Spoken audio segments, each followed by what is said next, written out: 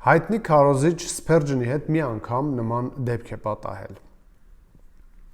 Երբ նա 17 տարեկան էր, նրան հրավիրեցին կանոնավոր կերպով քարոզել մի գյուղական եկեղեցում։ Միևնույն ժամանակ քոլեջի տնօրենը նրան հրավիրեց սովորելու։ Եկեղեցու ծառայողը եւ քոլեջի տնօրենը պայմանավորվեցին հանդիպել եկեղեցու անդամներից մեկի տանը, քննարկելու համար Սփերջնի քարոզելու եւ սովորելու հարցերը։ Սփերջնը եկավ այդ տուն, բայց անսպասելին պատահեց։ Չնայած այն հանգամանքին, որ երկու մարդիկ էլ ճիշտ ժամանակին գտնվում էին ճիշտ տանը, նրանք այդպես էլ չհանդիպեցին գտնվելով նույն տան մեջ։ Պարզվեց, որ քոլեջի տնօրենը սպասում էր հյուրասրահում, իսկ Սփերջնին հրավիրեցին այլ սրահ։ Եվ սպասուհին մոռացավ տնօրենին ասել, որ Սփերջնը արդեն տեղում է։ Տնօրենը չսպասելով երիտասարդին, նրան նամակ գրեց եւ հեռացավ։ Ստացվեց, որ նրանք չհանդիպեցին։ Կարճ ժամանակ անց Սփերջնը դարձավ այդ գյուղական եկեղեցու հովիվը, իսկ շուտով հրավիրվեց Լոնդոնի մեծ եկեղեցի։ Եթե չլիներ այս փոքրիկ ճակերտավոր պատահականությունը, ապա ով գիտե թե ինչպես կդասավորվեր այս մեծ ավետարանչի կյանքը, որի միջոցով միլիոնավոր մարդիկ լսեցին ավետարանը եւ տասնյակ հազարավոր մարդիկ դարձան դեպի Քրիստոսը։ Հռութի գրքի առանցքային թեմաներից մեկը, որն անցնում է որպես կարմիր թել ամբողջ գրքի միջով, Աստծո իշխանությունն է մարդկանց ճակատագրերի վրա։ Այս թեման արդիական է բոլոր ժամանակներում։ Մոռանալով այս ճշմարտությունը, Աստծո ժողովուրդը ընկնում է տրտնջալու մեջ, կորցնում է հույսը, դադարում է հույս դնել Աստծո վրա, հույս է դնում իր ուժերի վրա եւ այլն։ Ուստի շատ կարեւոր է յուրացնել այս դասը։ Հռութի գիրքը մեզ տալիս է Աստծո կողմից ճակատագրերի կառավարման 7 վկայություն։ Հռութի գիրքը մեզ տալիս է Աստծո կողմից մարդկանց կյանքերը կամ ճակատագրերը կառավարելու 7 վկայություն կամ կառավարման 7 վկայություն։ Բայց մինչ այս վկայություններին անցնելը, եկեք մի փոքր ուսումնասիրենք գրքի մասին։ Գրքի հեղինակը։ Թալմուդը այս գրքի հեղինակությունը վերագրում է Սամուելին։ Տեսականորեն դա հնարավոր է թվում, քանի որ Սամուելը ոչ միայն ապրել է մինչև Դավթի ժամանակները, այլև օծել է նրան որպես թագավոր։ Սակայն ոչ ներքին, ոչ էլ արտաքին վկայությունները գրքի թույլ չեն տալիս ճշգրիտ որոշել հեղինակին։ Ամենայն հավանականությամբ գիրքը գրվել է Դավթի թագավորության ժամանակաշրջանում, այն մեր թվարկությունից առաջ 1010 թվականից մինչև 970-ական թվականներն էին։ Գրքի գրման վերաբերյալ Հաբաթը կարծում էր, որ Հռութի գիրքը չէր կարող գրվել Սամուելի կողմից, քանի որ առաջին Սամուելը ապրել է դատավորների ժամանակաշրջանի վերջում, մինչդեռ Հռութ գրքի առաջին գլուխ առաջին համարը գրելու պահին այդ ժամանակաշրջանը ըստ երևույթին համարվում էր ավարտված։ Այս պատճառով Հաբաթը մտածում է, որ չէր կարող այն գրված լինել Սամուելի կողմից։ Երկրորդ, նա մտածում էր, որ հնարավոր չէ, որ Սամուելի կողմից գրված լինել, որովհետև եզրափակիչ տոհմաբանությունը ենթադրում է, որ Դավիթն արդեն լայնորեն հայտնի էր, մինչդեռ Սամուելն այդ ժամանակ արդեն պետք է մահացած լիներ։ Եվ դրա համար էլ մտածում է, որ Սամուելի կողմից հնարավոր չէր, որ գրվեր այս գիրքը։ Երրորդ, նա մտածում էր, որ Սամուելի կողմից չէր գրվել, քանի որ Սամուելը գրեթե Բոոսի ժամանակակիցն էր։ Մինչդեռ գիրքը գրելու պահին գործարք կնքելիս այդ կոշիկ հանելու սովորույթը, որը 4-րդ գլխում է գրված 7-րդ համարում, պետք է արդեն մոռացված լիներ, ըստ նրա։ Դրա համար էլ նա կարծում է, որ Սամուելի կողմից չէր կարող գրվել այս գիրքը, այս 3 պատճառներով։ Սակայն Իսրայելի վրա Սավուխ թագավորին դնելով, Սամուելը հենց դարձավ դատավորների ժամանակաշրջանի ավարտի վկան։ Այսինքն Իսրայելի վրա երբ Սամուելը օծում է թագավոր Սավուղին, դրանով նա վերջ է դնում դատավորած շրջանին։ Կարծես դրանով համարվում կամ հայտարարվում է դատավորած շրջանը ավարտված, քանի որ օծվում է առաջին թագավորը արդեն։ Երկրորդ, եզրափակիչ տոհմաբանությունը պարտադիր չէ, որ ենթադրի Դավթի լայն ճանաչումը։ Բավական է, որ Դավիթն այդ ժամանակ արդեն Սամուելի կողմից օծված լիներ որպես թագավոր։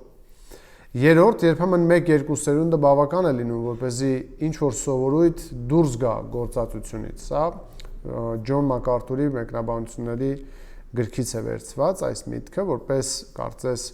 հակափաստարկ այն բանի, որ կարող էր լինել նաև Սամուելը։ Դավթի անունը, եթե այն գրվել է ավելի ուշ, ապա հեղինակը բոլոր հիմքերն ուներ տոհմածառում,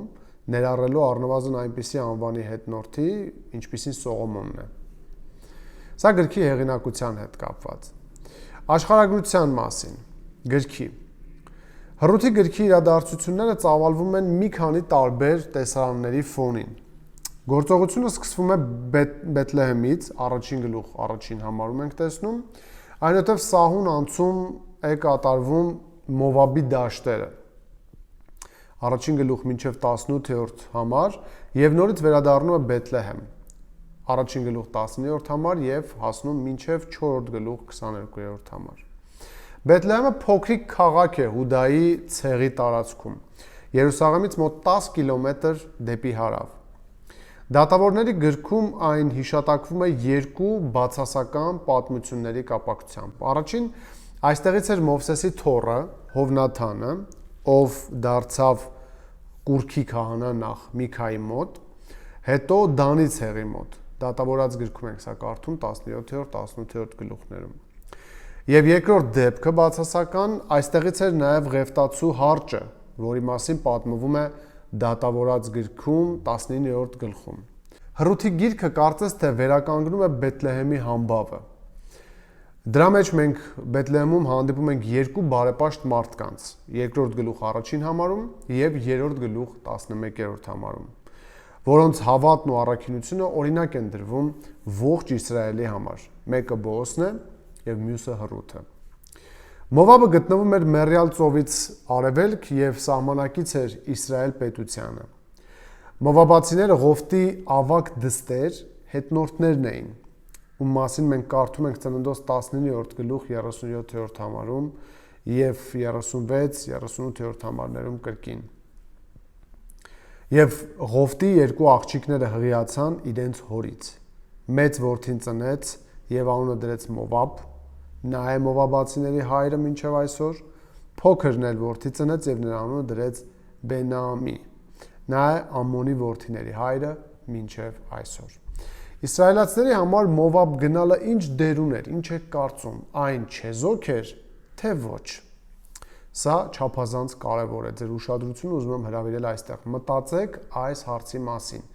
Արդյոք իսրայելացիների համար Մովաբ գնալը չեզոք էր, թե ոչ։ Այն կարևորություն ուներ, այն խնդիր ներկայացնում էր իրենից, թե ոչ։ Մովաբի թագավոր Բաղակը վարձեց Միջագետքի կախարդ Բաղամին, որպեսզի նա անիծի Իսրայելի ժողովրդին։ Սրա մասին Թվոց գրքում ենք մենք կարդում 22-րդ գլխում։ Դրա համար Մովաբացիներին արգելվեց մտնել Տիրոջ ժողովրդի մեջ։ Այսինքն Մովաբի թագավոր Բաղակը վարձեց Միջագետքից կախարդ Բաղամին, որպեսզի նա անիծի Իսրայելի ժողովրդին։ Սրա մասին Թվոց գրքում ենք կարդում 22-24-րդ գլուխներում։ Եվ դրա համար Մովաբացիներին արգելվեց մտնել Տիրոջ ժողովրդի մեջ։ Երկրորդ օրինաց գրքում 23-րդ գլուխ 3-րդ համարում տեսեք ինչ է գրված. Ամմոնացի և Մովաբացին չեն կարող մտնել Տիրոջ ժողովրդի մեջ։ Ինչու՞, որովհետև հենց Մովաբի թագավոր Բաղակը վարձել էր Միջագետքի կախարդ Բաղամին, որպեսզի նա անիծեր Իսրայելին, և հենց դրա համար Մովաբացիներին արգելվեց մտնել Տիրոջ ժողովրդի մեջ։ Այսինքն Մովաբ գնալը, խնդրում եմ ուշադիր, հավատքի տեսանկյունից վտանգավոր քայլ էր։ Այնտեղ կային գայթակղություններ, կուռքերի պաշտամունք և Աստծո ժողովրդի հետ թշնամություն։ Նոեմիի ամուսինը որդիները Մովաբում մահացան։ Սա ցույց է տալիս, որ այդ քայլը չեզոք չէր։ Նրանք իրենց տունը թողնելով գնացին մի հող, որտեղ Աստված իրենց չէր կանչել։ Սրա մասին մենք կարդում ենք առաջին գլուխ 3-րդ համարում և 5-րդ համարում։ Եվ եզրակացություն, Մովաբ գնալը իսրայելացիների համար չեզոք չէր, այն սովորաբար ներկայացվում է որպես անհավատության քայլ, սեփական խնդիրները լուծելու համար Աստծո ճանապարհից դուրս գալով։ Բայց Աստված իր շնորհով անգամ այդ սխալ քայլից բերում է փրկության պատմության մի օղակ Ռութը։ Հետևաբար Մովաբ գնալը հոգեորապես չեզոք իրադարձություն չէր իսրայելացիների համար։ Պատմական ֆոնը, ինչ պայմաններում է պատմության ինչ անցուդարձի մեջ է կատարվում այս գրքի իրադարձությունները։ Գործողությունը տեղի ունենում դատավորների ժամանակաշրջանում, այսինքն Հեսուի մահից մինչև Սավուղի թագավորությունը։ Գիտեք, որ դատավորած շրջանը հարուստ էր դատավորներով, որը ավարտին հասավ առաջին թագավորով Սամուելը օծեց Սավուղին եւ այդպիսով սահուն անցում կատարվեց դատավորացից դեպի թագավորած շրջան։ Քանի որ այս ժամանակահատվածը բավականին մեծ ժամանակ է ընդգրկում, այսինքն մոտ 1370-ից մինչև 1040 թվականները մեր թվարկությունից առաջ, Հռութ գրքի իրադարձությունների ճշգրիտ ամսաթիվը հնարավոր չէ նշել։ Իմանալով Դավթի թագավորության ժամանակը, որը մեր թվարկությունից առաջ մոտ 1010 թվականն է, եւ մոտավորապես հաշվելով նրանցից 3 սերունդ առաջ, կարելի է ենթադրել, որ Հռութն ապրել է դատավոր հայերի ժամանակ, մոտ 1126-ից 1105 թվականներին։ Որոշ մեկնաբաններ այս գիրքը կապում են Գեդեոնի ժամանակաշրջանի հետ նաև։ Ուրեմն պատմական դրությունը, քաղաքական դրությունը ինչպիսին էր Հռութի ժամանակ։ Դա քաղաքական անկայունության ժամանակ էր։ Դատավորած գրքում արդեն գնահատվում էր այսպես 17-րդ գլուխ 6-րդ համարում եւ 21-րդ գլուխ 25-րդ համարում։ Այն օրերին Իսրայելի մեջ թագավոր չկար, ամեն մարդ իր աչքին ուղիղ երևացողն էր անում կամ անում էր այն, ինչ ճիշտ էր իր աչքին։ Եվ դա կրոնական անկման ժամանակ էր։ Դատավորների գիրքը նորից ու նորից, ինչպես մինորային կրկներքը, կրկնում են նույն խոսքերը։ Իսրայելացիները Տիրոջ աչքին չար բան արեցին։ Դատավորաց 2:11։ Դա թույլ հավատքի եւ անպատասխանատու վարքի ժամանակաշրջան էր։ Իսրայելացիների ամբարշտության եւ ուխտին անհավատարիմ լինելու պատժի համար Տերը այս ամբողջ ընթացքում նրանց վրա ավազակներ եւ թշնամիներ էր ուղարկում։ Դատավորաց 2:14-ում ենք սա կարդում։ Երբեմն թշնամական զորքերի գործողությունները հանգեցնում էին բերքի կորստի եւ սովի այդ երկրում։ Այնուամենայնիվ սովը կարող էր առաջանալ նաեւ երաշտի հետևանքով, օրինակ ինչպես Ծննդոց 12-րդ գլխում ենք կարդում։ Հետաքրքիր էր, որ Մովսեսի ուխտը խախտելու պատիժներից մեկը հենց երաշտն էր։ Երկրորդ Օրինաց 28-22-ում անեծքների շարքում այն որպես պատիժ է ներկայացվում, երաշտը։ Հնարավոր է, որ այն սովը, որը ստիպեց Ելիմելեքին եւ Նոեմիին լքել Բեթլեհեմը, Իսրայելի ընդհանուր հոգևոր անկման հետևանքն էր։ Իսրայելի գլխավոր դժբախտությունը այդ ժամանակաշրջանում կրոնական սինկրետիզմն էր։ Տարբեր աստվածների եւ կրոնների միավորումը, քանանական պաշտամունքային համակարգի շրջանակներում։ Սինկրետիզմը դա այն է, երբ տարբեր կրոնների սովորույթները միատեղվում են, համատեղվում են։ Դա կոչվում է սինկրետիզմ։ Կարևոր է նշել, որ օտար աստվածների թվում, որոնց երկրպագում էին իսրայելացիները, դատավորները 10-րդ գլուխ 6-րդ համարում հիշատակվում են մովաբացիների աստվածները, այսինքն այն ժողովրդի, որի մոտ գնաց Ելիմելեքի ընտանիքը եւ որից նրա որդիներն իրենց կանայք վերցրին։ Կարևոր է նշել, որ օտար աստվածների թվում, որոնց երկրպագում էին իսրայելացիները, հիշատակվում են մովաբացիների աստվածները։ Սա գրված է դատավորաց 10-րդ գլուխ 6-րդ համարում, այսինքն այն ժողովրդի, որի մոտ գնաց Ելիմելեքի ընտանիքը եւ որից նրա որդիները իրենց համար կանայք վերցրին։ Նրանք երկրպագում էին օտար աստվածների։ Սա ցավալի է, բայց փաստ է։ Իսրայելի համընդհանուր նահանջի ֆոնին, որը նկարագրված է դատավորների գրքում, հեթանոսուհի Հռութի հավատը փայլում է որպես վառ ադամանտ։ Այսինքն մի կողմից ունենք Իսրայելի ընդհանուր նահանջը, որը նկարագրված է դատավորաց գրքում, եւ մյուս կողմից ահա տեսնում ենք հեթանոսուհի Հռութի փայլող հավատը։ Սա հետաքրքիր վառ կոնտրաստ է ստեղծում։ Այդ ժամանակ, երբ իսրայելացիները երկրպագում էին մովաբական աստվածներին, Մովաբուհի հռութը մերժեց իր աստվածներին եւ սկսեց երկրպագել միակ ճշմարիտ Աստված Յահվեին։ Պատկերացնում եք, Իսրայելը ապրում է խոր ճգնաժամ, հոգևոր անկում, անկարգապահություն, անբարոյականություն, մովաբական աստվածների, չաստվածներին է երկրպագում եւ դրա ֆոնին տեսնում ենք այստեղ Հռութի գրքում մի հեթանոսուհու, որի հավատը փայլում է կարծես որպես ադամանտ։ Եվ ի տարբերություն իսրայելացիների, որոնք որ հրաժարվեցին կարծես իրենց գործերով իրենց միակ Աստծուց եւ սկսեցին երկրպագել մովաբական չաստվածներին եւ նույնիսկ իրենց կանանց տվեցին եւ իրենց համար կանայք վերցրին այդ հեթանոսական շրջաններից, տեսնում ենք մի հեթանոսուհու Հռութին, ով հրաժարվում է իր աստվածներից եւ ընդունում միակ ճշմարիտ Աստված Յահվեին։ Գրքի ժանրը։ Այս գրքի ժանրը լավագույնս կարելի է բնութագրել որպես պատմական պատմություն։ Հին կտակարանում այս ժանրը սովորաբար ունի հետևյալ 4 բնութագրերը։ Այս ժանրը ունի 4 բնութագիր հին կտակարանում։ Ահա թե ինչպես է հին կտակարանում այս ժանրը բնութագրվում այս 4 կերպով։ Առաջին այն արձակ է, բանաստեղծական տարերով, երկխոսություններով։ Երկրորդ պատմությունների գլխավոր հերոսները այստեղ հասարակ մարդիկ են։ Երրորդ այս պատմության նպատակն է ոչ միայն մարդկանց ուշադրությունը եւ հետաքրքրությունը գրավել, այլ նաեւ փոխանցել նրանց խրատ։ Եվ վերջին չորրորդ պատմության մեջ այստեղ հաջողությամբ համադրվում է եւ հոգեվոր իմաստը եւ դրա գրական արվեստը։ Գրքի թեման։ Այս պատմության գլխավոր թեման հեթանոսուհու դարձն է դեպի ճշմարիտ Աստված։ Չնայած աղքատության սպառնալիքին։ Գրքի կառուցվածքն այսպիսինն է. Մովաբուհի հռութը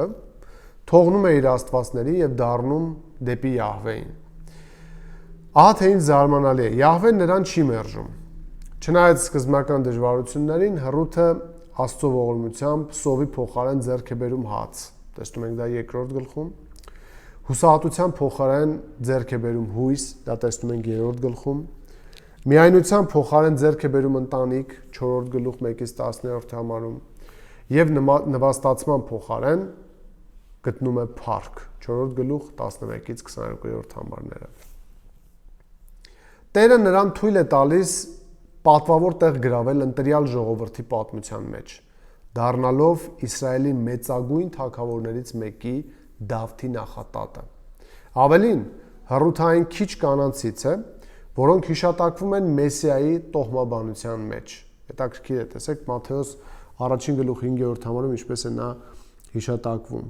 Սաղմոնը ծնեց Բոոսին, Սաղմոնը ծնեց Բոոսին Ռախաբից, Բոոսը ծնեց Օվբեդին Հռութից, Օվբեդը ծնեց Հեսեին, Հեսեն ծնեց Դավիթ թագավորին եւ Դավիթ թագավորը ծնեց Սողոմոնին նրանից, որ Ուրիայի կինն էր եւ այլն եւ այլն։ Այսինքն սերնդավանության մեջ, տոհմաբանության մեջ մենք տեսնում ենք այստեղ Հռութին, որպես մեսիական տոհմաբանության գծի մեջ եղող հեթանոսուհի։ Ամեն ինչից երևում է, որ Տերը ոչ միայն ընդունեց նրան, այլև պարգևատրեց փառքով ողջ Իսրայելի առաջ։ Սա շատ կարևոր է գիրքը ճիշտ հասկանալու համար, որ մենք տեսնենք հեթանոսները ինչպես են ընդունվում նաև Աստծո կողմից։ Եվ հավատի խտրություն չկա, ինչպես կասի նոր կտակարանը արդեն։ Աստված Տերն է բոլոր նրանց, ովքեր անկեղծությամբ կանչում են նրան, լինի թե հրյա, թե հեթանոս։ Հռութի գրքի առանցքային թեմաներից մեկը, որն անցնում է որպես կարմիր թել ամբողջ գրքի միջով, Աստծո իշխանությունն է մարդկանց կյանքերի վրա, ապագայի կամ ճակատագրի։ Ճակատագիր բառը, երբ մենք օգտագործում ենք, պետք չէ հասկանալ այն, ինչ գրված է մարդու ճակատին, այն էլ պետք է լինի։ Այլ կարող ենք հասկանալ այսպես, ինչ ուզում է Աստված, որ լինի, լինում է հենց այդ նրանց կյանքում։ Կամ ճակատագիր ասելով մենք կարող ենք հասկանալ ոչ թե այն, որ մարդու ճակատին ինչ գրված է պետք է լինի, այլ Աստված կառավարում է մարդկանց ապագան եւ նա գիտի ինչպես օգտագործել մարդկանց նույնիսկ սխալները իր ուզած ուղղություններով առաջնորդելու համար։ Աստված իշխանություն ունի մարդկանց ապագայի վրա, կյանքի ճակատագրի վրա։ Այս թեման արդիական է բոլոր ժամանակներում։ Մոռանալով այս ճշմարտությունը ինչ կլինի։ Մոռանալով այս ճշմարտությունը Աստծո ժողովուրդը ընկնում է տրտունջի մեջ, կորցնում է հույսը, դադարում է հույս դնել Աստծո վրա, քանի որ մտածում է, որ իր ապագան վերահսկողության տակ չէ։ Հույս է դնում իր ուժերի վրա եւ այլն։ Ուստի շատ կարեւոր է յուրացնել այս դասը յուրաքանչյուրիս համար։ Հռութի գիրքը մեզ տալիս է Աստծո կողմից ճակատագրերի կառավարման կամ ապագայի կյանքի կառավարման 7 վկայություն։ Այսպիսով, առաջին, Աստված կառավարում է ճակատագրերը նահանջի մեջ։ Աստված կառավարում է ճակատագրերը նահանջի մեջ։ Առաջին գլուխ 1-ից 6-րդ համարներում ենք տեսնում այն։ Գրքի սկիզբը մեզ ծանոթացնում է մի ընտանիքի հետ, որն ապրում էր Բեթլեհեմում, դատավորների ժամանակաշրջանում։ Դա Ելիմելեքն էր, նրա կինը Նոեմին եւ նրանց 2 որդիները։ Նրանք բախվեցին մի սուր խնդրի, սովի խնդրի հետ։ Սպառնալիք առաջացավ, որ ընտանիքը ուտելու բան չի ունենա։ Եվ այս իրավիճակում նրանք որոշում են հեռանալ Աստծո ժողովրդից եւ բնակություն հաստատել հեթանոսների Մովաբի երկրում կամ Մովաբացիների երկրում։ Հետաքրքիր է նկատել, որ մինչ ամեն ինչ լավ էր, Ելիմելեքի ընտանիքում հոգևոր խնդիրների ոչ մի նշան չէր նկատվում։ Բայց դժվարությունները բացահայտեցին, որ նրանց սրտերում ամեն ինչ կարգին չէր։ Եվ երբեմն Տերը նույն կերպով է օգտագործում դժվարությունները նաև մեր կյանքում։ Դժվարությունները բացահայտում են, թե ինչ կա մեր ներսում։ Դժվարությունները միջոց են բացահայտելու, թե ինչ կա մեր սրտում։ Ելիմելեքի եւ Նոեմիի որոշումը մարմնավոր էր եւ Աստծուն հաճելի չէր։ Ինչու՞։ Քանի որ հակասում էր Աստծո խոսքին։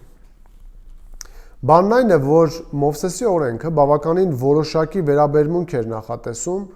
բոլոր հեթանոս ազգերից հենց Մովաբացիների նկատմամբ։ Ինչու այդպես։ Ահա թե ինչու, տեսեք։ Երբ իսրայելացիները Եգիպտոսից գնում էին դեպի Ավետյաց երկիր, նրանք շրջանցեցին Մովաբը։ Սակայն Մովաբացի Բաղակ թագավորը վարձեց Միջագետքի կախարդ Բաղամին, որպեսզի նա անիծի նրանց։ Դրա համար Մովաբացիներին արգելվեց մտնել Տիրոջ ժողովրդի մեջ։ Երկրորդ Օրինաց 23:3-ում ենք սա կարդում. Ամոնացին եւ Մովաբացին չեն կարող մտնել Տիրոջ ժողովրդի մեջ եւ նրանց 10-րդ սերունդը չի կարող մտնել Տիրոջ ժողովրդի մեջ հավիտյան։ Եթե անհավատ, խնդրում եմ ուշադիր, դարձի չեկած Մովաբացիները չպետք է ապրեին Իսրայելում, ապա ինչպես կարող էին իսրայելացիները մեկնել մշտական բնակության Մովաբացիների մոտ։ Խնդրում եմ մտածեք այս մասին։ Եթե Աստված արգելում է անհավատ դարձի չեկած Մովաբացիներին ապրել Իսրայելում, ապա ինչպես կարող էր թույլ տալ, որ իսրայելացիները կամ համաձայնել, որ իսրայելացիները բնակություն, այն էլ մշտական բնակություն հաստատեին Մովաբացիների մոտ։ Ակնհայտ է, որ նրանք չպետք է մտերիմ հարաբերություններ ունենային Մովաբացիների հետ։ Ուստի Մովաբ գնալը Ելիմելեքի եւ Նոեմիի համար հոգեորապես չեզոք իրադարձություն չէր։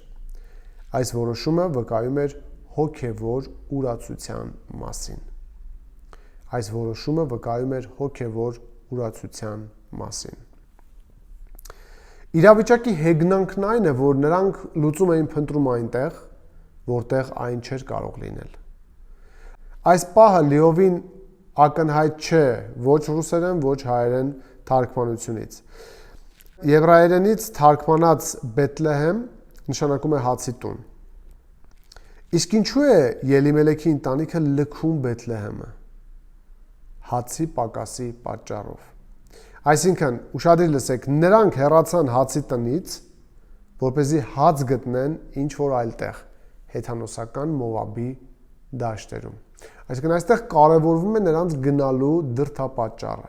նպատակը, ինչու են գնում։ Բայց արդյոք նրանք այնտեղ բավականաչափ հաց գտան։ Արդյոք նրանց ընտանիքը ձեռք բերեց մի բան, որ չուներ Բեթլեհեմում։ Արդյոք նրանք հարստացան։ Ոչ։ Նրանք ոչ միայն բավականաչափ հաց չգտան, այլև կորցրին այնինչ ունեին։ Առաջին գլուխ 3-րդ համարում գրված է այսպես. եւ մեռավ Ելիմելեքը, Նոեմիի ամուսինը։ Նոեմիի ընտանիքը հեռացավ Բեթլեհեմից, որպեսզի կյանք գտնի, բայց գտավ մահ, ցավոք։ Ի պատասխան այս բացասական հետևանքների, Նոեմիի ընտանիքն ավելի անխոհեմ որոշում է կայացնում։ Նոեմին իր որդիների համար կանանց է վերցնում Մովաբուհիներից, առաջին գլուխ 4-րդ համարում ենք տեսնում։ Այս որոշումը նույնպես կայացվել է ոչ թե հոգով, այլ մարմնով։ Ի պատասխան այս բացասական հետևանքների, Նոեմիի ընտանիքը ավելի անխոհեմ որոշում է ընդունում։ Նոեմին իր որդիների համար կանանց է վերցնում կամ կանայք է վերցնում Մովաբուհիներից։ Սա կարդում ենք առաջին գլուխ 4-րդ համարում, տեսեք, եւ նրանք իրենց համար մովաբացի կանայք առան։ Մեկի անունը Օրփա եւ մյուսի անունը Հռութ։ Եվ նրանք մոտ 10 տարի այնտեղ բնակվեցին։ Այս որոշումը նույնպես ընդունվել է ոչ թե հոգով, այլ մարմնով։ Եվ այն նախորդից էլ վատն էր։ Այժմ նրանք ոչ միայն բնակություն են հաստատել հեթանոսական տարածաշրջանում, այլև դաշինքի մեջ են մտել հեթանոսների հետ։ Տեսնում եք, ինչպես է գնալով ավելի խորանում եւ մի սխալը հաջորդում մյուսին։ Դա հանգեցրեց, ինչպես եւ սպասվում էր, խնդրի սրմանը, նայեք 5-րդ համարում։ Եվ Մալոնն ու Քելոնը երկուսն էլ մեռան, եւ այն կինն իր երկու որդիներից ու ամուսնուց զրկվեց։ Եվ այն ժամանակ Նոեմին որոշում է վերադառնալ։ Քանի որ 6-րդ համարում նա իր երկու հարսների հետ վեր կացավ, որ Մովաբի երկրից վերադառնա, որովհետև Մովաբի երկրում լսել էր, որ Տերն այցելել է իր ժողովրդին նրանց հաց տալով։ Դաս Աստված վերցնում է հացը եւ նա է այն ուղարկում։ Այս ամբողջ ընթացքում նրանց խնդիրների պատասխանը Աստծո ձեռքերում էր։ Նրանք պետք է ի սկզբանե հույս դնեին նրա վրա եւ փնտրեին նրա կամքը։ Այսպիսով Աստված կառավարում է մարդկանց ճակատագրերը, նույնիսկ երբ նրանք հեռանում են նրանից։ Եվ նույնիսկ եթե հավատացյալները նահանջի մեջ են, Աստված շարունակում է բոլոր հանգամանքներն ուղղորդել այնպես, ինչպես իրեն է հաճելի։ Հաճախ դա հանգեցնում է նրանց վերադարձին։ Մի քանի կիրառություն այս մասից։ Այսօր աշխարհ գնալով, եկեղեցին լքելով, մարդիկ հաց փնտրելով լքում են հացի տունը։ Հիասթափվելով եկեղեցուց, մարդիկ կարող են կյանքի իմաստ, ուրախություն եւ երջանկություն փնտրել այլ բաներում։ Բայց դա նույնն է թե հաց փնտրել որտեղ պատահի, միայն թե ոչ հացի տանը։ Երբ մեկը նահանջի մեջ է, նրան դժվարություններ են հասնում։ Եթե նայենք դրանց, ապա կարող ենք մոռանալ Աստծուն, իսկ եթե նայենք Աստծուն, ապա կարող ենք տեսնել նրա պատժող ձեռքը եւ հասկանալ, որ դա նրա հոգատարության, նրա սիրո դրսևորումն է։ Երկրորդ վկայությունը, որ մենք տեսնում ենք այն մասին, որ Աստված կառավարում է մարդկանց ճակատագրերը, հետևյալն է։ Աստված կառավարում է ճակատագրերը դարձի մեջ։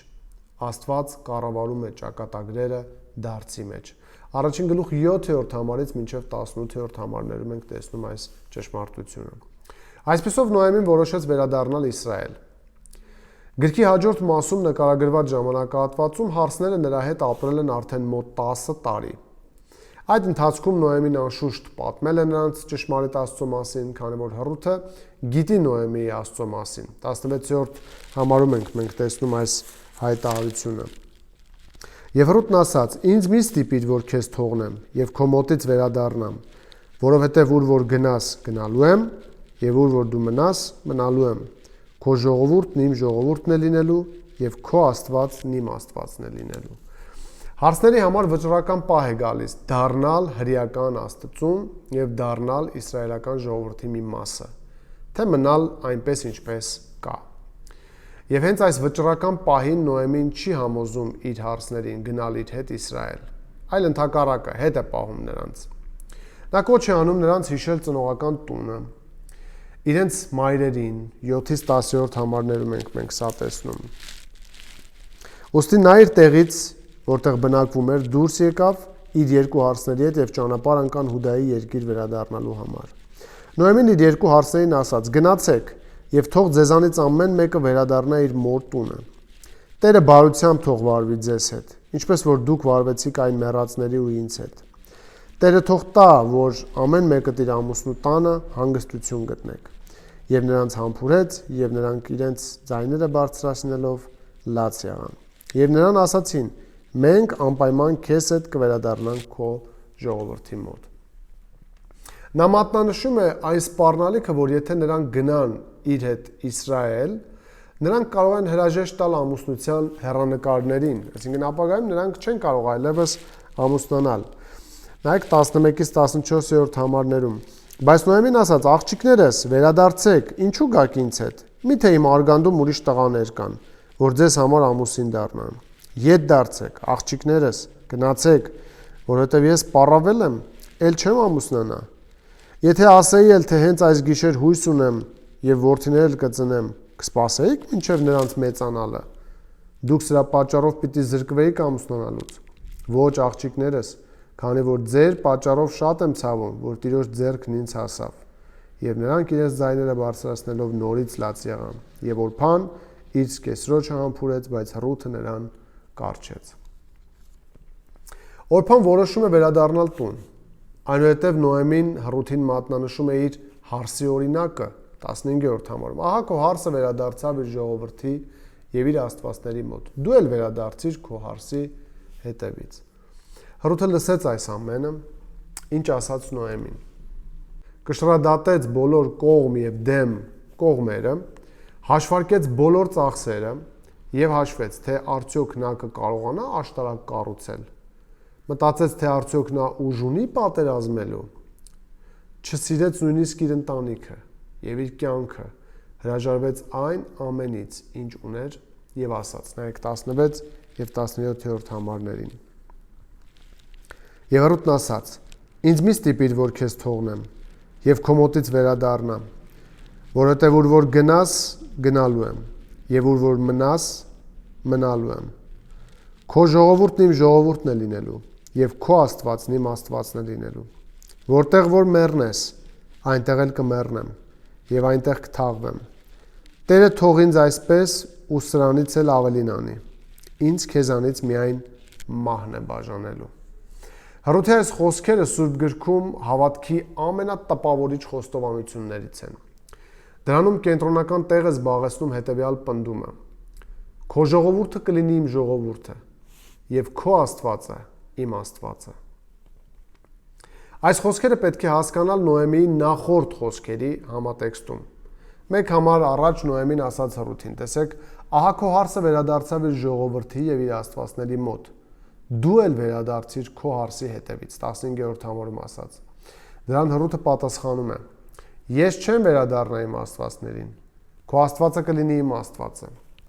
Այլ կերպ ասած, Ռութը պարզապես չի ավելացնում իսրայելական Յահվե Աստծուն իր աստվածների պանթեոնին։ Նա լիովին մերժում է բոլոր մյուս աստվածներին եւ դառնում է Յահվեին։ Եվ այս պնդման երկրորդ մասն ասում է. «Քո ժողովուրդը կլինի իմ ժողովուրդը»։ Այս երկու բաները միմյանցից անբաժանելի են։ Ով գալիս է Աստծուն, գալիս է նաև Աստծո ժողովրդին։ Ով ձգտում է շփվել Աստծո հետ, ձգտում է նաև շփվել նրա զավակների հետ։ Այս ամենը խոսում է նրա ճշմարիտ դարձի մասին, եւ նման դարձ կարող է տալ միայն Աստված։ Մի քանի կիրառում։ Շատ ժամանակակից եկեղեցիներում դարձի մասին պատկերացումը գրեթե կորսված է։ Այդ բառը օտար է շատ մարդկանց բառապաշարին։ Երբ մարդուց ուզում են իմանալ արդյոք նա քրիստոնյա է, տալիս են հարցեր. Մկրտվել ես, դուրս եկել ես ամբիոն ապաշխարության աղոթքով եւ այլն։ Սակայն Աստծուն ճշմարիտ դարձը շատ ավելի ուժեղ եւ արմատական հասկացություն է, քան վերը թվարկված ամենը։ Հռութի ճշմարիտ դարձը կարող է օրինակ լինել։ Նա թողեց հայրենի տունը, գնաց այնտեղ, որտեղ հասարակության արտաքսվածը կլիներ, նա չնայեց իր ընկերուհիներին, իր քույրերին, որոնք վերադարձան տուն, եւ այս ամենը Աստծո համար, ում նա այժմ երկրպագում էր։ Եվ այս ամենը նա արեց Աստծո համար, ում նա այժմ երկրպագում էր։ Շատ ժամանակակից քրիստոնյաներ պատրաստ չեն վճարել նույնիսկ այս գնի կեսը, որը վճարեց Ռութը։ Սա նաև մեզ ասում է, որ պետք չէ ամեն կերպ մարդկանց քաշել եկեղեցի եւ պահել նրանց այնտեղ։ Եթե մարդն իսկապես դարձի է եկել Քրիստոսին, ապա նա ինքը կձգտի այնտեղ, որտեղ երկրպագում են Աստծուն։ Նման փոփոխություն մարդու մեջ կարող է առաջացնել միայն Աստված։ Սա երկրորդ վկայությունն է, թե Աստված ինչպես է կառավարում մարդկանց ճակատագրերը։ Երրորդ, Աստված կառավարում է ճակատագրերը տանջանքի մեջ։ Առաջին գլուխ 19-ից 22-րդ համարներում ենք տեսնում այս։ Այս համարներում մի քանի անգամ ասվում է, որ Աստված վերահսկում է դժբախտությունները։ Նայեք 20-րդ համարին, Նոեմին ասում է. ամենակարողը մեծ վիշտ ուղարկեց ինձ, եւ 21-րդ համարում ասում է Տերը ստիպեց ինձ տառապել, եւ ամենակարողն ինձ դժբախտություն ուղարկեց։ Նա չի ասում Աստված չէր ուզում, որ ես տառապեմ, դա պարզապես ինքն իրեն պատահեց։ Ոչ, նա ուղղակիորեն պնդում է, որ իր դժբախտությունները Աստծո գործողության արդյունք են։ Ամենակարողը նրան վիշտ ուղարկեց, Յահվեն նրան տվեց տառապել։ Նոեմին շատ ավելի հեռու է գնում, քան շատ քրիստոնյաներ, որոնց աստվածաբանությունը ձևավորվել է ոչ թե աստվածաշնչով, այլ հումանիստական փիլիսոփայությամբ։ Նա ցույց է տալիս, որ շատ ավելի խորն է հասկանում Աստծո մտադրության եւ նախախնամության մասին ուսմունքը, քան շատ ժամանակակից հավատացյալներ։ Նա գիտակցում է, որ երկրի վրա տեղի չի ունենում ոչ մի դժբախտություն եւ ոչ մի աղետ, որը թույլ չտրվեր Աստծո կողմից։ Նա կարող էր լիակատար համոզմամբ սրտում համաձայնվել Երեմիա մարգարեի խոսքերի հետ. ով է այն մարդը, որ ասում է եւ այն է լինում, ինչը Տերը չի հրամայել լինել։ Միթե բարձրալի բերանից չի գալիս դժբախտությունները եւ բարօրությունը։ Ինչու ամենակարողը նրան տառապանքներ ուղարկեց։ Ամենայն հավանականությամբ նա դա արեց, որպեսզի նրա սիրտը դարձնի դեպի իրեն եւ որպեսզի նա վերադառնա հեթանոս Մովաբից Իսրայել։ Դրա մասին ակնարկ կա այն բանում, որ այստեղ երկու անգամ խոսվում է վերադարձի մասին։ Նայեք 21-րդ համարին Տերը ինձ վերադարձրեց եւ 22-րդ համարին Նոեմին վերադարձավ։ Դա նույնն է, ինչի մասին խոսում է Սաղմոս 2-ն։ Սաղմոս 118:71-ում բարի է ինձ համար, որ տառապեցի, որպեսզի սովորեմ քո կանոնները։ Նրա դեպքում տառապանքների միջոցով Տերը նրան առաջնորդում էր դեպի դարձ եւ հոգեվոր բարիք։ Աստված կառավարում է ճակատագրերը վշտի մեջ։ Մի քանի կիրառություն եւս։ Մեզ հաճախ չի բավականացնում նման աստվածակենտրոնությունը, հատկապես տառապանքների մեջ։ Երբ մեր կյանքում ինչ-որ վիշտ կամ դժբախտություն է պատահում, դա կարող է լինել պատիժ ինչ-որ մեղքերի համար, իսկ կարող է եւ ոչ։ Սակայն ամեն դեպքում պետք է հասկանալ, որ ամեն ինչ կատարվում է, հավատացյալ մարդու հետ Աստծո աշխատանքի մի մասն է։ Մեր ճակատագրի Տերը Աստված է, այլ ոչ թե չար ճակատագիրը կամ կույր պատահականություն, ինչպես սովորեցնում է մեզ աշխարհը։ Չորրորդ վկայությունն այն մասին, որ Աստված իշխում եւ կառավարում է մարդու ճակատագիրը։ Աստված կառավարում է ճակատագրերը կարիքի մեջ։ Աստված կառավարում է ճակատագրերը կարիքի մեջ։ Երկրորդ գլուխ առաջին համարից մինչև 23-րդ համարներում ենք տեսնում այս ճշմարտությունը։ Գրքի երկրորդ գլուխը նվիրված է նրան, թե ինչպես Ռութը սնունդ փնտրելիս գնում է դաշտ հասկեր հավաքելու։ Աստծո նախախնամությամբ պարզվեց, որ այդ դաշտը պատկանում է Նոեմիի ազգականին, ով բարեպաշտ մարդ էր եւ օգնեց կարիքավորին։ Երկրորդ գլուխ 3-րդ համարում գրված է այսպես. «Եվ նա գնաց եւ մի արտի մեջ մտնելով հնձորների հետևից հավաքում էր ու այնպես պատահեց, որ նա ընկնի արտի այն մասը, որ Ելիմելեքի ազգատոհմին պատկանող Բոոսինն էր»։ Սկզբնական ընթերցողների մոտ, ովքեր գիտեին Սուրբ Գիրքը, անպայման պետք է հարց առաջանար. իսկ լինում են արդյոք պատահականություններ, որոնք տեղի չեն ունենում Աստծո կամքով։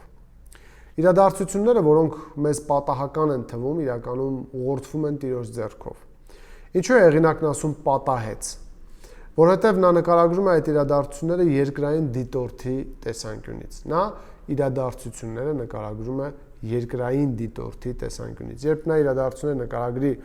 Աստծո տեսանկյունից, նա երբեք չի եզրակացնի կամ գնահատի իրավիճակը ասելով պատահեց այնպես, այլ արեց Աստված այնպես։ Նույնը տեսնում ենք 4-րդ համարում, եւ ահա Բոոսը եկավ, կրկին կարծես պատահական իրադարձություն է, զարմանալի համընկնում։ Բոոսը եկավ ստուգելու իր դաշտը հենց այն ժամանակ, երբ Ռութը այնտեղ էր։ Բայց այս իրադարձությունը նույնպես ուղղորդվում էր Աստծո ձեռքով։ Այս գլխի շատ պատահականություններ ճակերտավոր Աստծո հոգացության ակնհայտ ակնարկներն են։ Այն ամենը, ինչ տեղի ունեցավ Աստծո կամքով։ Աստված կառավարում է կարիքավոր մարդկանց ճակատագրերը։ Նա այնպես արեց, որ Ռութի եւ Նոեմիի կարիքը լրացվի։ Նա վեր կացավ հասկեր քաղելու համար, Բոոսը հրամայեց իր ծառաներին, ասելով 15-16-րդ համարներին նայեք։ Եվ երբ վեր կացավ հասք հավաքելու, Բոոսն իր երիտասարդներին պատվիրեց, ասելով. «Թող խրձերի միջից էլ հավաքի, եւ նրան մի ամաչեցրեք, խրձերից էլ նրա համար դիտմամբ գետնին թողեք, եւ թույլ տվեք, որ հավաքի, նրան մի հանդիմանեք»։ Կիրառում. կարիքն ու զրկանքները կարող են շեղել Տիրոջից։ Մարդը կարող է ընկղվել ունայնության մեջ եւ չնկատել Աստծո գործողությունները։ Մենք պետք է վստահենք Աստծուն դժվարությունների մեջ եւ հանձնենք նրան մեր խնդիրները։ Պետք է նկատել, թե ինչպես է նա լրացնում կարիքները։ Ինչպես երգվում է մի հիմնում, հիշիր Տիրոջ ողորմությունները, հաշվիր դրանք։ Սա 4-րդ վկայությունն էր։ Եվ 5-րդ վկայությունը այն բանի, որ Աստված իշխում եւ կառավարում է մարդու ճակատագիրը։ Աստված կառավարում է ճակատագրերը հարաբերություններում։ Աստված կառավարում է ճակատագրերը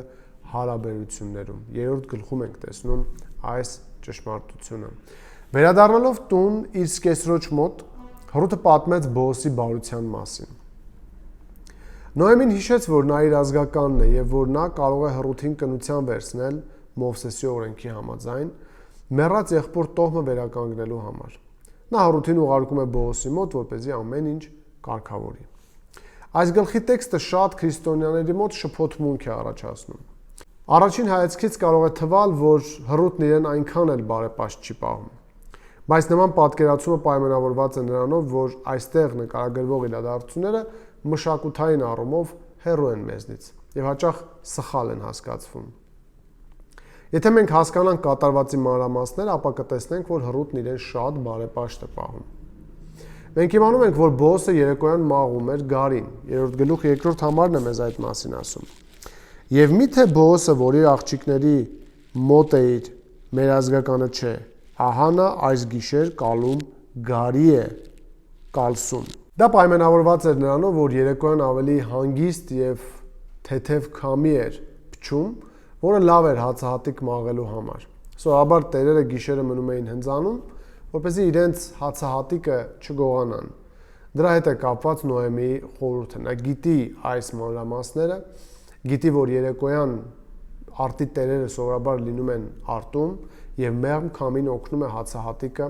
մաղելու գործում։ Եվ սրա հետ է կապված Նոեմիի խորհուրդը։ 3-րդ գլուխ 3-րդ համարում տեսեք ինչ է ասում Նոեմին.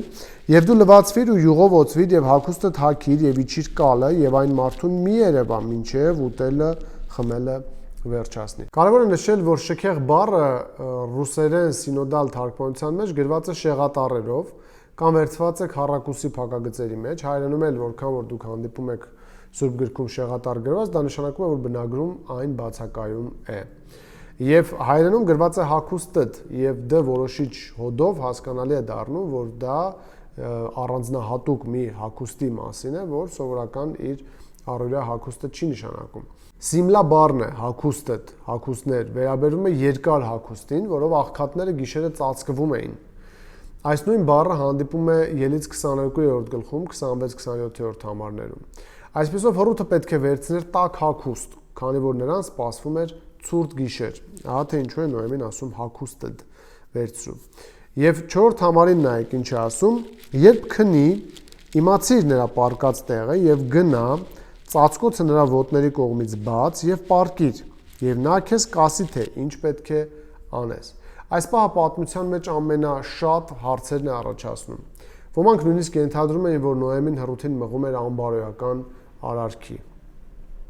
Սակայն դա չի համապատասխանում ամբողջ համատեքստին։ Ուշադրություն դարձրեք 14-րդ համարին, եւ նա քնեց նրա ոտքերի մոտ մինչև առավոտ եւ վեր կացավ նախքան նրանք կարող էին միմյանց ճանաչել։ Այս համարից երևում է, որ Հռութը բացահայտորեն խուսափում է անբարոյական վարքի որևէ ակնարկից։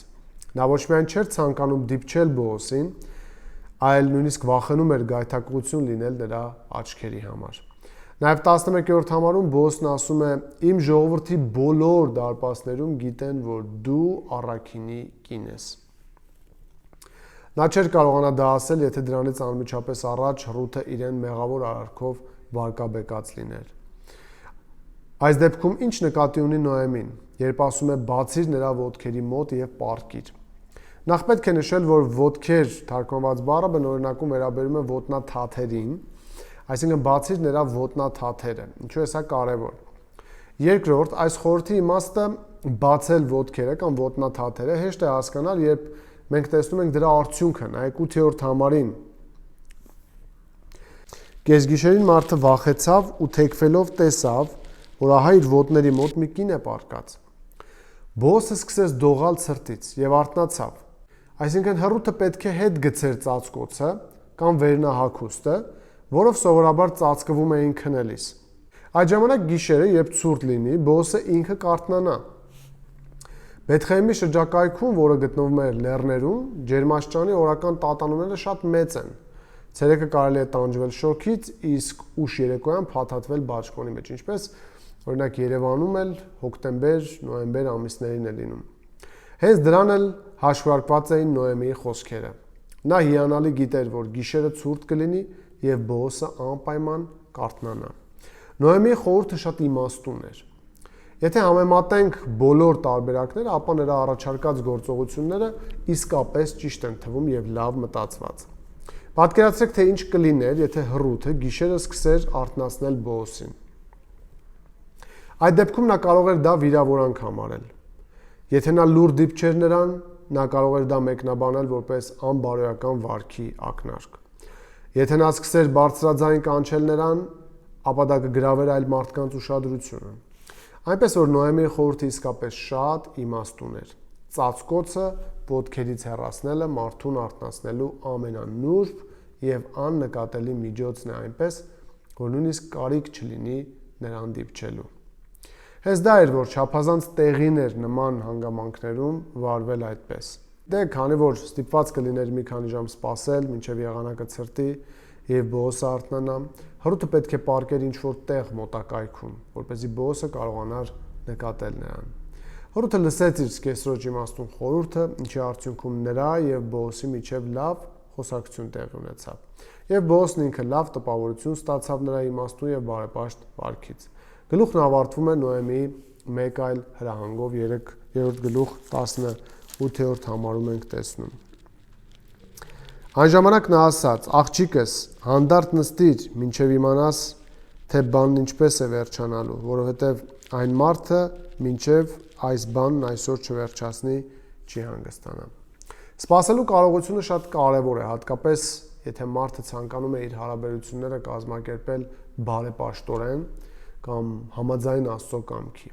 Մի քանի կիրառում այս կետից։ Հաճախ երիտասարդները ցանկանում են կազմակերպել իրենց հարաբերությունները, մոռանալով Աստծո եւ նրա կամքի մասին։ Սակայն Աստված է կառավարում ճակատագրերը հարաբերություններում նույնպես։ Աստված տվել է իր խոսքը որպես ուղեցույց հարաբերություններ կառուցելու համար։ Սա է նրա կամքը։ Չի կարելի հարաբերություններ ստեղծել, կազմակերպել, կառուցել, մոռանալով դրա մասին։ Բացի այդ, Հռութի օրինակով պետք է կարողանալ նաև սպասել։ 6-րդ, նախավերջին, Աստված է կառավարում ճակատագրերը որոշումներում։ Աստված է կառավարում ճակատագրերը որոշումներում։ 4-րդ գլուխ 1-ից 12-րդ համարներ։ Աստվածաշունչն ասում է մեզ. վիճակը գծվում է գիրկը, բայց նրա ամբողջ տնօրինությունը կամ որոշումները Տիրոջից են։ Առակաց 16:33։ Նման բան կարող ենք տեսնել 4-րդ գլուխը կարդալիս ևս։ Այստեղ արկա է այն բանի ակնհայտ վկայությունը, որ Աստված կառավարում է մարդկանց որոշումներում նրանց ճակատագրերը։ Քաղաքի դարպասների մոտ գալով բոսը հանդիպում է մի ազգականի, որն առավելություն ուներ ամուսնանալու Հռութի հետ։ Նա հրաժարվում է եւ բոսը ստանում է այդ իրավունքը բոլոր պայմանների պահպանմամբ։ Եվ ասաց այդ ազգականը. ես չեմ կարող նրան վերցնել ինձ համար, որպեսզի չխախտեմ իմ բաժինը, վերցրու նրան դու, որովհետև ես չեմ կարող վերցնել։ Նախկինում Իսրայելում այսպիսի սովորություն կար փրկագնի եւ փոխանակման ժամանակ որևէ գործ հաստատելու համար մեկը հանում էր իր կոշիկը եւ տալիս մյուսին եւ դա վկայություն էր Իսրայելում։ Եվ ասաց այդ ազգականը Բոոսին 4 գլուխ 6-ից 8-րդ համարներ. Գնիր քեզ համար եւ հանեց իր կոշիկը։ Աստված կառավարում է ճակատագրերը այդ թվում որոշումներն ընդունելու մեջ։ Վիճելի հարցերը հեշտությամբ կարող են ջնջել մեր հիշողությունից այս ճշմարտությունը։ Վիճելի, կասկածելի կամ բարդ հարցերը, երբ մենք դրանցով զբաղվում ենք, կարող են խեղաթյուրել մեր տեսանկյունը եւ մոռացության մատնել այն հիմնական ճշմարտությունը, որ Աստված միշտ վերահսկում է մեր կյանքը։ Մեկ այլ կերպ ասած, նման իրավիճակներում մարդիկ հաճախ ուշադրությունը կենտրոնացնում են տեսանելի դժվարությունների վրա եւ այդ ժամանակ ջնջվում է ճակերտավոր կամ պարզապես կորչում է իրենց հիշողությունից, թե ով է իրականում վերահսկում եւ ուղղորդում իրավիճակները։ Կիրառում. Մտածել, որ դու ես քո ճակատագրի տերը եւ փնտրել քո լուծման ուղին, նշանակում է գնալ Աստծո դեմ, մոռանալ, որ նա է կառավարում ամեն ինչ։ Եվ հակառակը, որոշում կայացնել Աստծո կամքի հիման վրա, որը բացահայտված է Սուրբ գրքում, նշանակում է ընդունել Աստծո իշխանությունը ամեն ինչի վրա եւ հետագայում դառնալ նրա օրհնությունների վկան։ Եվ վերջին 7-րդ վկայությունը այն մասին, որ Աստված կառավարում է եւ ուղղորդում մարդկանց ճակատագրերը, հետեւյալն է. Աստված կառավարում է ճակատագրերը օրհնությամբ։ Աստված կառավարում է ճակատագրերը օրհնությամբ։ 4 գլուխ 13-ից 22-րդ համարները կարդանք։ Հռութի գրքի վերջում մենք տեսնում ենք մի զարմանալի բան։ Աստված այս պատմության երկու հերոսուհիներին տալիս է ավելին, քան նրանք կարող էին երազել։ Նա պարզապես նրանց սնունդ չի տալիս, ինչն արդեն լավ էր։ Եվ նա պարզապես Հռութի համար ընտանիք չի կազմակերպում, ինչն առհասարակ հիանալի էր, բայց նա նրանց մտցնում է փառքի մեջ։ Դա այն է, ինչ նրանք չէին սպասում եւ չէին փնտրում։ Դա բացարձակ ողորմություն է, շնորհ շնորհի վրա։ Հռութ գրքի ամբողջ վերջաբանը ներթափանցված է փառքի գաղափարով։ 11-րդ համարում ասվում է, որ Բոոսի տունը փառավոր կլինի, 14-րդ համարում, որ Հռութի երեխան փառավոր կլինի։ 17-ից 22-րդ համարները հայտնում են, որ Հռութը դարձել է իսրայելական մեծագույն թագավոր Դավթի մեծ տատը, ինչը մեծ պատիվ էր։ Բայց ոչ միայն դա։ Դավթի միջոցով Հռութը մտավ ավելի բարձր տոհմ, Մեսիայի տոհմ։ Տոհմածառերում սովորաբար կանայք չէին հիշատակվում, բայց Քրիստոսի տոհմածառում բացառություն է արվել։ Մատթեոսի ավետարանում առաջին գլուխ 5-րդ համարում, ինչպես որ սկզբում կարդացինք, Բոոսը գրված է Հռութից ծնեց Օբեդին։ Որքան հրաշալի եւ զարմանալի է դա։ Նա ով պետք է փրկեր ոչ միայն իսրայելացի ժողովրդին, այլև հեթանոսներին, իր երակներում կրում էր հեթանոս Հռութի արյունը։ Եվ սա մեզ համար մեծագույն մխիթարություն է։ Աստված օրհնում է անարժաններին։ Նա կառավարում է ճակատագրերը օրհնությամբ։ Կիրառում. Սա մեզ սովորեցնում է երախտապարտ լինել նրան ամեն ինչի համար։ Այն բոլոր օրհնությունները, որ մենք ունենք, նրա անվաստակ շնորհն է։